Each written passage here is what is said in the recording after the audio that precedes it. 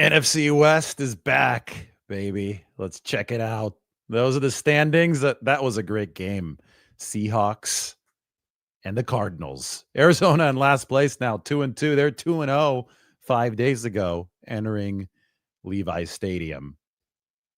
Not anymore. And they fought back. They scratched and clawed their way against what I thought was a superior Seattle Seahawks team, but they couldn't get it done. It was the kickoff, not going to the landing zone, that put the ball at the 40-yard line with just seconds left, that gave the Seahawks the opening. I mean, these new kickoff rules are really, really punitive, to the point where if you blink at crunch time, even with a touchback out to the 35-yard line now, these NFL kickers, you're not far from field goal range. You need 25 to 30 yards at most, and you'll be in good field goal range. That's what happened for the Seahawks. They nailed the 52-yarder. They get out of Dodge with a win.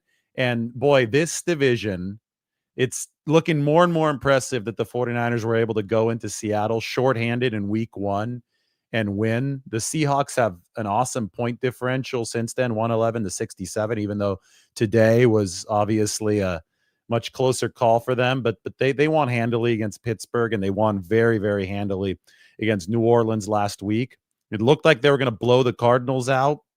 Instead, it was a dogfight until the very end, but Seattle gets it done. We could even look at some of the statistics in this game. This is how you know that a division is very, very challenging. If one of its best teams goes in and has a yards per play advantage of 6.0 to 4.0, as you can see here, is the case for Seattle. I'm highlighting it here. 6 yards per play for the Seahawks, 4 yards per play for the Arizona Cardinals.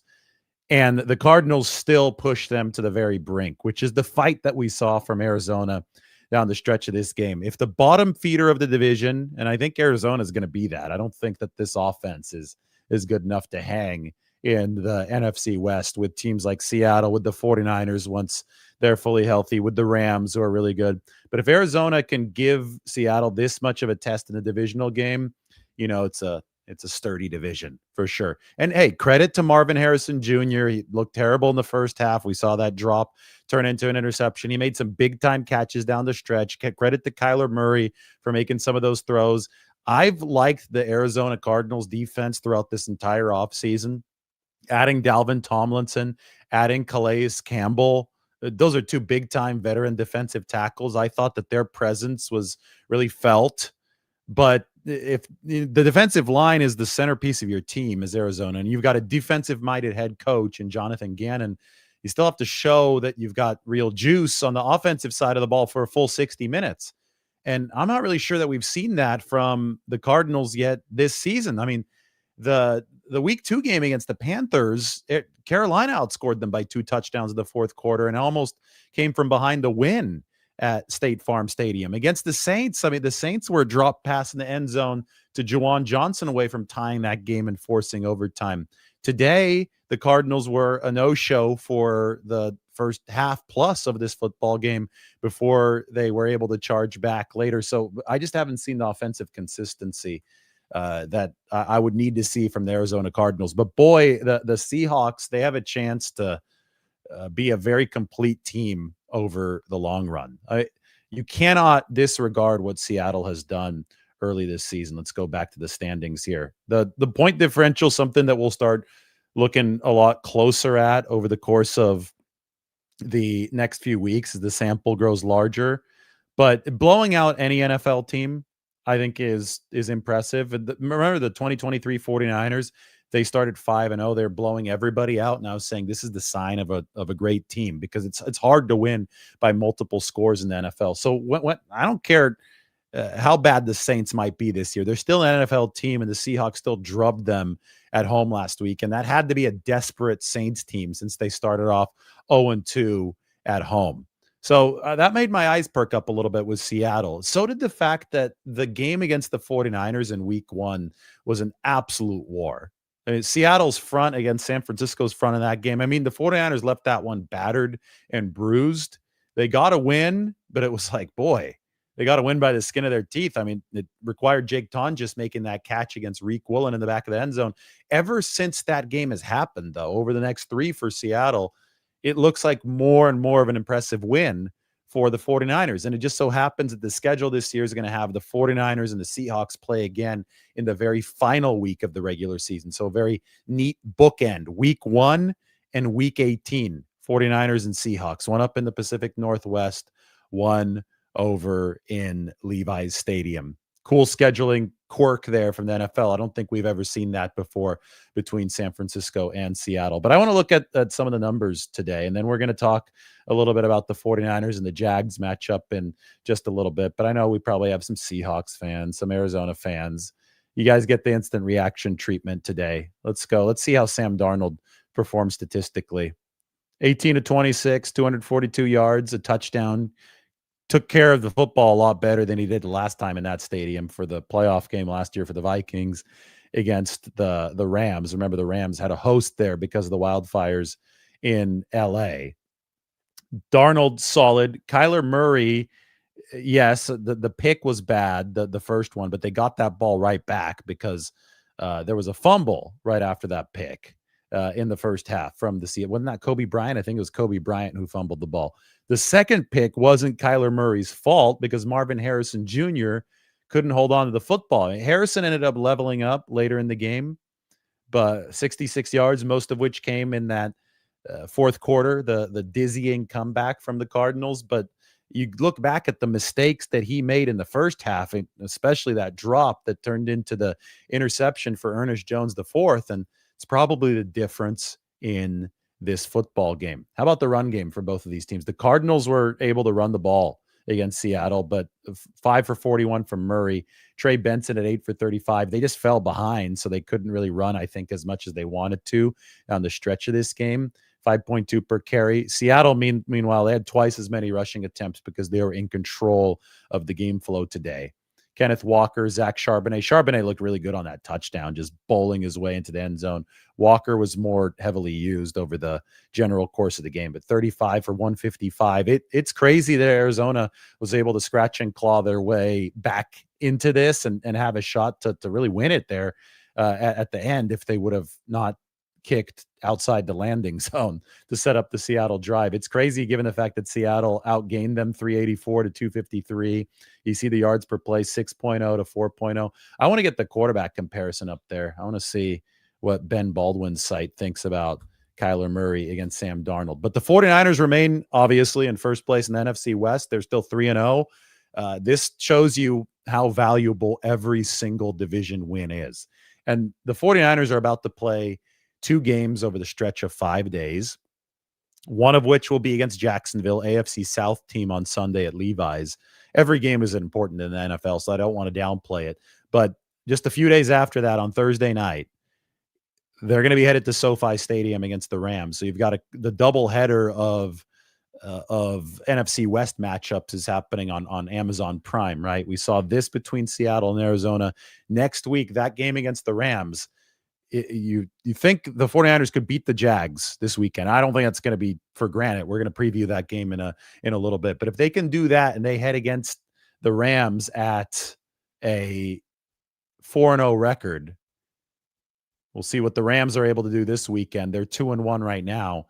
I mean, that's going to be one of the titanic games of the early regular season. The calendar will just have flipped to October, but the 49ers will have a chance to go 5-0 if they beat Jacksonville. Right. I don't want to put the cart in front of the horse, but either way, they're going to have a chance to go 3-0 against the division through 5 weeks.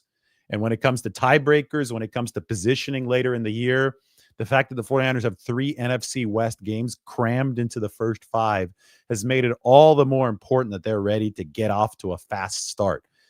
Think 2019, obviously fast start. They went like 8 or 9-0 at the start of the year. 2020, that was a throwaway year. Nothing was good. Nothing was fast for the 49ers in that season. 2021, when the 49ers had to rise back from the dead and make the playoffs by the skin of their teeth at the very end of the season, they started that season 3-5. And I think that they were lucky. I know they lost a game to Arizona and they lost a game to Seattle within the first couple games, but they were lucky that they had a lot of division games, including 2 against the Rams whom they ended up meeting in the NFC Championship game, but they had 2 division games against the Rams later on in the season. Once they finally were able to discover their sea legs, they found their sea legs, and that if they had played the Rams earlier that year in that, in the stretch where they were 3-5, a lot of people say that the Rams, that was the get well team for the 49ers. I think that they found the Rams at exactly the right time in 2021. So anyway, the 2022, similar stuff, right? For the 49ers, they start 3-4. It's a good thing that they didn't have some of those division games crammed early in the season. Otherwise, the 49ers probably aren't able to dig themselves out of the hole and win the NFC West in 2022. And this year, the fact that those 3 NFC West games are crammed into the first 5 has just underscored the importance of starting out strong for the 49ers. I mean, right out of bed in Seattle, week 1, they're able to go up there into the Pacific Northwest, get the job done against the Seahawks. Then the Cardinals, even though Mac Jones was the quarterback and the 49ers were severely shorthanded, they had to win that fight against Arizona to maintain good position in the division. It ended up being a massive, massive win. And now I could say for Seattle, this in the desert was a massive, massive win. The Seahawks now keeping pace with the 49ers. I mean, look at the net passing yards per play in this game. 7.9 for the Seahawks, only 3.5 for the Cardinals. The problem is that Arizona has the worst quarterback in the division in Kyler Murray. I think it's eminently clear now that you've got Stafford, you've got Purdy, you have Sam Darnold, and then it is Kyler Murray. Like, there's a big gap in between quarterback number 3 in this division and quarterback number 4. And, I was saying on Twitter that Ricky Pearsall's better than Marvin Harrison Jr. I think that's clear right now. I think if you look past the draftism, a lot of people will just look at a guy based on where he was drafted and they'll say, oh, well, he's definitely going to be better because he was pick number 4 instead of pick number 31. It's not the case. Pearsall's the more polished player right now, the better receiver at the NFL level than Marvin Harrison Jr. But out of fairness to Harrison, he doesn't have as good of a quarterback throwing to him as the other NFC West teams have throwing to their wide receivers. I think if you're a talent evaluator in this league right now, if you're a head coach, an offensive head coach in this league, and you had to pick the NFC West quarterbacks like a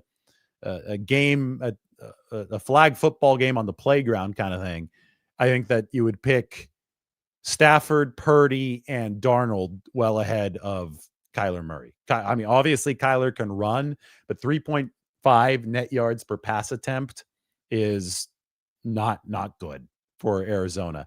And the fact that Seattle was at 8, it's crazy that this game was even close, to be honest, when you look at some of those numbers. But it does go to show you that every battle in the division is an absolute dogfight. Quick 49ers update. I have not been on a video with you since Kyle Shanahan spoke on KMBR, but he said that Mac Jones was more limited than Brock Purdy today in practice, meaning that Brock is definitely on the track to start for the 49ers on Sunday. Kyle even said as much on KMBR. He said that as long as this continues on the trajectory that it's going, Brock Purdy is going to be the starting quarterback on Sunday. They're being careful and cautious with the toe because that could be a ginger situation, right? So there could be a setback, and you knock on wood, hoping that there's not. But the trajectory right now is Brock Purdy QB1, and then we'll see if Mac Jones is able to go. He's been limited because he's got the sleeve around his left knee. If Mac is able to go, he should be the QB2. Maybe the 49ers elevate Adrian Martinez in case they think that there is a little iffiness with Mac Jones in his status for Sunday. But I think in all likelihood, this will end up being the Purdy-Jones 1-2 quarterback room, the same one that the 49ers had in week 1 against Seattle. There was a really, really interesting moment today in the press conference where Robert Saleh started talking about the Jacksonville offense. And the Jacksonville offense, if we want to tie this back to the NFC West, is coming from the Sean McVay tree. Liam Cohn used to be the assistant coach for Sean McVay. And Robert Saleh said that the Jags and all the teams in that McVay tree legally are able to steal signals. Our league, and he emphasized legally, saying these guys aren't breaking any rules, but he said that these offenses are very, very good at identifying what a defense is going to do and exposing it. And Robert Saleh is obviously concerned about this entering the game on Sunday. But let's listen into Robert and his really in-depth, I mean, as in-depth as he can be, because he doesn't know exactly how these teams are able to see the 49ers tendencies and capitalize on it. But he delved deeply into this. And I thought that this was a fascinating couple minutes of football discussion. Jacksonville, this is a very young, it's a very talented. Jacksonville, this is a very young, but it's a very talented group.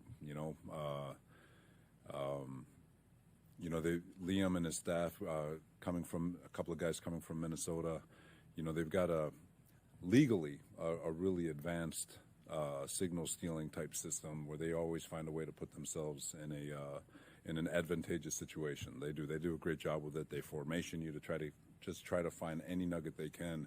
So we've got to be great with our signals, and we got to be great with our communication, and to combat some of the tells that we might give on the field. So they're almost elite in that regard. That whole entire tree, from Sean to Kevin O'Connell to all those guys, they all do it. So so there's challenges. They're going to catch us in some situations where they have the advantage, and we just got to play good, sound, fundamental football and do our best to execute them. Robert, on that, when it comes to the communication, is there any drop off? Like, was Bosa the more vocal guy on that defensive line in the games, like specifically in games? No, I think they do a good job communicating with one another. There's Chris does a great job managing those guys and making sure that everyone's on the same page at all times. So, from a communication standpoint, we expect it to still be very good. Robert, stupid question, but who are they stealing the signals from? Oh, I don't. That's the ultimate trick. Whether it's people from the sideline or whether it's our individual hand signals, whatever nugget they can find, they catch it, and they always happen to find themselves in good situations based on the coverage you showed. And there's nothing illegal about it, and I'm not suggesting that. It's just you can tell that they've got a CAN system that's getting them into a very advantageous position. It gets them into a very advantageous position multiple times during the course of a game. Have you ever experienced it? Like this, has this ever happened to you during a game and you're like, wow, they're stealing my signals? No, it's no. Were there findings? I was like, damn, how'd they know to get to that play? Yeah. We dealt with it in Minnesota last year. They got us into a couple of situations. You can see it on tape when they're studying. It's like, damn, how'd they know to be in that call at that time? And we've experienced it with the Rams a little bit, but it's not an uncommon thing. They're just this group of people. They're pretty damn good at it. So Robert Saleh dropping, I think it's fascinating because we don't talk about it all too much in the pros. There's a whole lot of headset communication in the pros. They don't have it in college, right? All the Michigan sign stealing scandal, that was crazy. That was all born of the fact that there is no electronic communication in college football. But in the NFL, there still is sign communication, even though there is a radio in the linebacker's helmet. One player on each side of the football has a radio. They get the play call in from the coordinator, the play caller, and then it has to be communicated to the rest of the defense. And that's the thing. Not everybody on the defense has a radio in their helmet. So hand signals, body language, and just general common sense dictate how a defense plays or how an offense plays beyond just the play call, right? So last week, for example, Calais Campbell, who we just saw in this Thursday night football game, but when he was playing the 49ers, apparently he was recognizing a lot of their plays at the line of scrimmage. And it wasn't that the 49ers were clearly telegraphing something. It's Calais Campbell has played 18 years of football. I've called him a walking encyclopedia. You don't normally see guys with that wealth of knowledge still physically capable of playing, but because he's seen so many snaps, tens of thousands of reps, he's able to recognize tendencies. He's able to decipher what exactly may be happening just based on down distance feel for the game. This team that the 49ers are playing on Sunday, Jacksonville, offensively, they are very, very good at seeing little intricacies on the defensive side of the ball. Saleh can't even name exactly what those intricacies are, and capitalizing on them, gouging them for yardage. And so it's going to be an advanced level chess match on Sunday as the 49ers try to protect their secrets, try to keep their defensive integrity. And the good news for the 49ers is that they play the Rams. And when they talk about Minnesota, that's an O'Connell team, right? That's a descendant of a McVay team. But the 49ers play the Rams twice a year. The Rams are really, really good at exposing you in the type of way that the Jags do and the type of way that the Vikings can do. And the 49ers are going to have to be on their P's and Q's defensively, even if a few plays this coming Sunday look a little ugly, because Jacksonville has identified and gashed a particular 49ers defensive weakness. So fascinating stuff from Robert Saleh today, who spoke on his usual Thursday press conference at the 49ers facility. I'm going to open this up to some questions. If I had my phone, and I'm not sure if I do, it's on the ground back there. I don't know if I'm going to be able to get the phone. So I'm going to answer some questions first. I interviewed Chase Lucas. I think I'm going to put this as part of a video tomorrow morning. Chase Lucas called himself the Travis Hunter of the 49ers last year because he was working behind the scenes on scout team, playing offense, defense, everything. Barely got a breather. And it was something that really helped him get into condition and see what he needed to do to become a full-time guy on the 53-man roster last year. But I still remember when Chase Lucas told me that he's the Travis Hunter of the 49ers, and the 49ers are about to play Travis Hunter on Jacksonville. So I think that it's going to be worth playing the 3-minute interview that I had of Chase Lucas in the 49ers locker room today. It's just on my phone, though, and I'm not able to get it right now. Maybe if you're lucky, we'll play it later in this show. But if not, we're going to run that tomorrow morning. And right now, I would like to answer your guys' questions. So questions about this NFC. Let's talk about the NFC West game against between the Seattle Seahawks and the Arizona Cardinals. We can talk about the looming matchup next week between the 49ers and the Rams. And, it's really funny that the Jags are, in a way, a descendant of the Rams because the Jacksonville Jaguars have James Gladstone as their defensive as their not as their DC, as their general manager, and he comes from the Les Snead, Sean McVay Rams. So I think Jacksonville's trying to do something similarly to LA, and now the 49ers get to play both of those teams in a 5-day stretch. We got a question from Scotty. How big of an emotional hit is Bosa's loss in the locker room? I think it's a really big emotional hit. But I also think that emotion is something that you could use to catapult you emotionally forward. You could either sit and you could mope in it and, you could just dawdle around and feel sorry for yourself. Or you could say, hey, every single guy in that locker room can say, I need to pick up some of this slack. I need to raise my game 1%. If 50 guys raise their game 1%, then you're going to have a nice cumulative effect on the football team positively. So, yes, big emotional loss in the locker room. The saving grace here for the 49ers, from the standpoint of how much Nick Bosa can help this team from a personal perspective, not from a player's perspective, is that after he has his surgery, which is coming tomorrow, so good luck to Nick Bosa on the ACL surgery. But after that and the initial rehab, he should be back in the building. They call him the audio book because of the way that he talks. So the 49ers hope that Nick Bosa will be able to impart some knowledge on the youngsters, even though he's not playing as the season moves forward.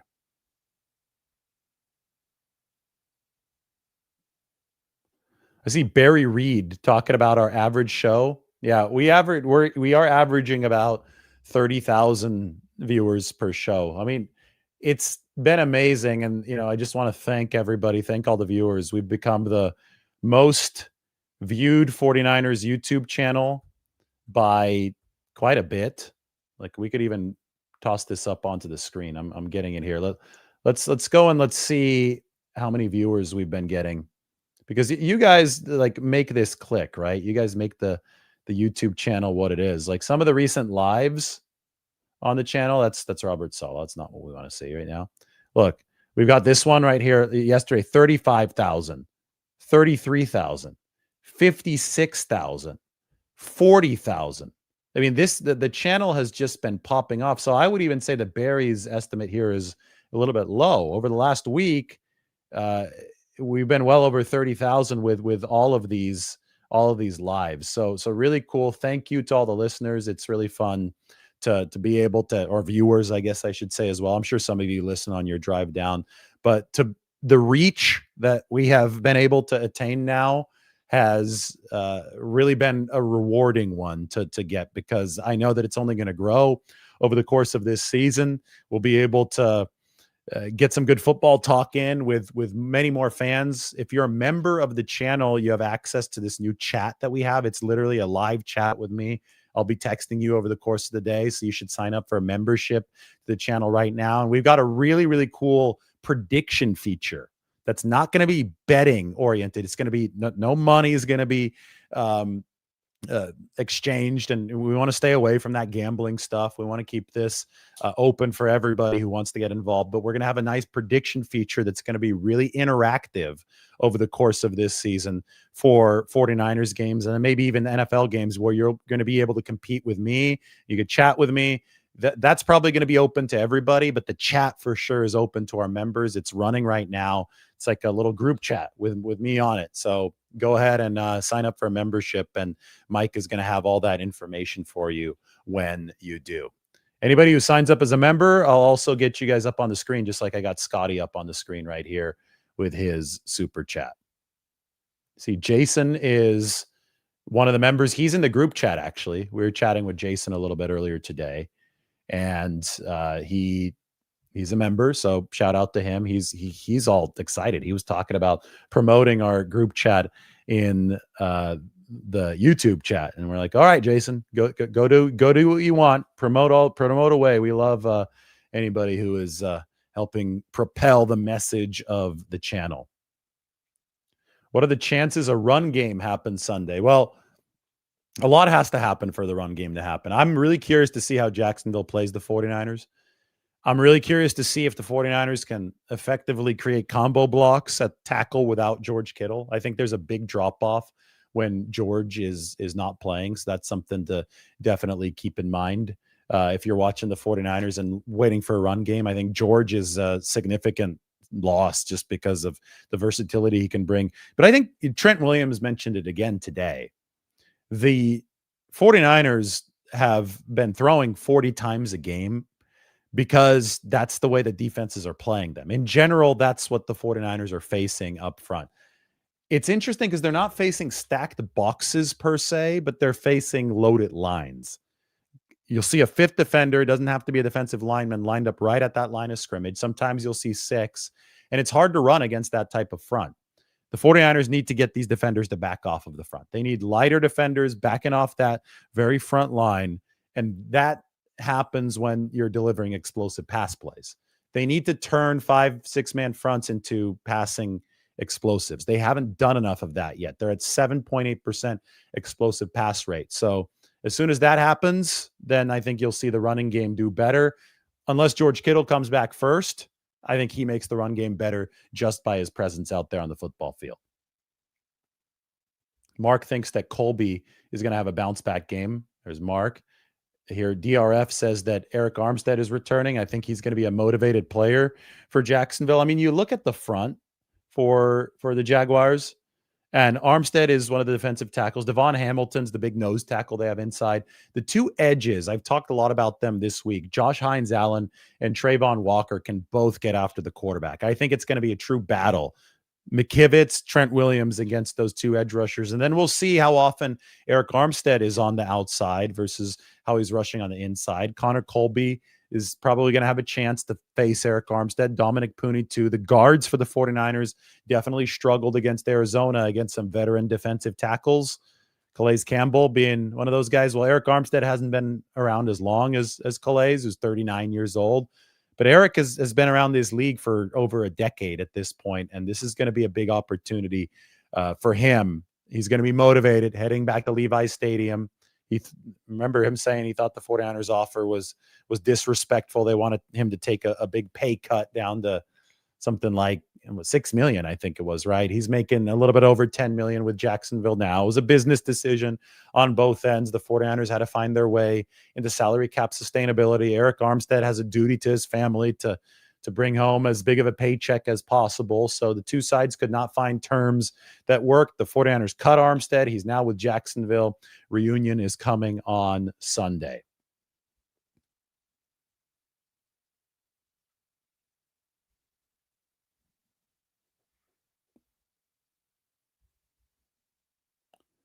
Has Kyle given up on Garendo? No, not necessarily. I think that Garendo's behind McCaffrey and Brian Robinson on the depth chart. He's returning kicks. I just don't think he's as good as those players. But the time will probably come where the 49ers need Garendo and need Jordan James. It's very hard to see them going through an entire season without needing to dip into running back depth, since essentially every season under Kyle Shanahan has required that the 49ers do that.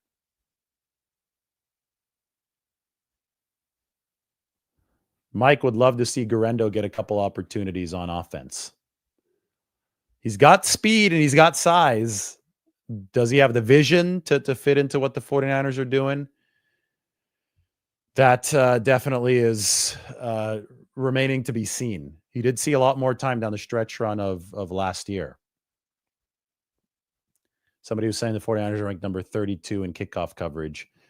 Yes, they are. And that's tough. They got to stop kicking it into the end zone. It's so punitive. Kicking the ball into the end zone takes it to the 35. It's not like the old days where the touchback was the 20. It's 15 extra yards. It's like a touchback plus a personal foul penalty to start a drive. You're losing a lot of expected points when you do that. I mean, the top kickoff coverage team, the average starting field position against them is the 21. For the 49ers, it's the 35. It's like literally a built-in new touchback against the 49ers. Not good for San Francisco. All right, the NFC West is back. We could take one more look at those standings. 49ers, after that great game between Arizona and Seattle, are in first place. We'll see how it continues moving into this weekend. Got to keep the pace if you're San Francisco. Keep your distance between yourself and the hard-charging Seattle Seahawks. They've got Jacksonville on Sunday. Brock Purdy should play. We'll have more updates for you on that front, maybe even confirmation for you on that front tomorrow. Thanks for watching. We'll talk to you soon.